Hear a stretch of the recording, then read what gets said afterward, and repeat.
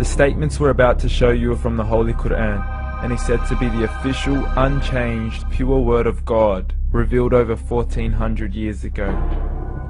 Claiming to be the word of God is a heavy statement, and without proof, or if a single contradiction is found within the book, the apparent word of God will be proven false. So without further ado, let's put the book to the test.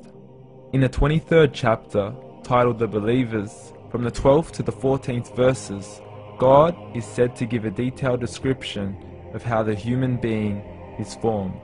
It begins by saying, "We then placed him as a sperm drop in a place of settlement, firmly fixed. Then we made the drop into a alaqa." We will translate this word very soon. "And then we changed the alaqa into a lump. Then we made out of that lump into bones. And then we clothed the bones with flesh. Then we caused him to grow and come into being and attain the definitive human form." In the 21st century, we can now safely say that this verse is clearly describing the process of human development in correct chronological order. However, what we should be paying attention to in particular is the second stage, referring to the development of the embryo. The specific word used to describe the embryo in this verse is the word alaqa. The word alaqa, when translated into English, can mean three separate things. Firstly, a blood clot, or to be suspended, that is to be hanging or clinging to something, or thirdly and finally, a leech. Now, all three definitions don't come anywhere near what we perceive to be the human embryo. So, why are these words used, and what significance do they share with the human embryo? Can the embryo be described as a blood clot?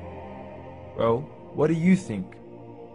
In the third week of embryonic development, a tubular heart joins with the blood vessels to form a primordial cardiovascular system, and by the end of the third week, the blood is circulating and the heart begins to beat on day 21. The first thing that comes to mind in regards to being suspended or hanging is the umbilical cord. But we can't use that example because we are simply referring to step 2, before the baby has even formed. But we now know today that the umbilical cord is formed from the connecting stalk.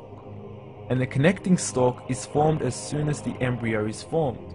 The embryo's connecting stalk has even been described by John Allen and Beverly Kramer as an object to suspend the developing embryo in the extra-embryonic column.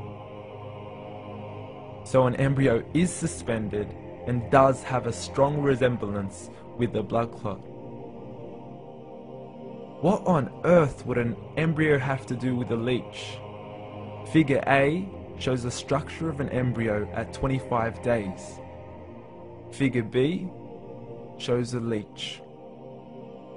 Now please note once again that the embryo in this stage is no greater than the size of a kernel of wheat. This is an X-ray of the embryo at 22 days. This is the internal structure of a leech. It's mind-blowing stuff, but you still haven't seen anything yet. This is the head of the embryo at 22 days. The detail you are seeing right now is absolutely impossible to be seen with the human eye and can only be seen with a microscope. This is the back end of a leech. There's no other words used to describe this other than mind-blowing. The pictures we have shown you are impossible to be seen with the human eye, or even to be predicted by the human mind. Once again, the verses we have shown you were revealed over 1400 years ago to a man who couldn't read nor write. Are these the words of God? Descriptions of the human embryo in the Quran cannot be based on scientific knowledge in the 7th century. The only reasonable conclusion is that these descriptions were revealed to Muhammad from God, from God, from God, from God, from God.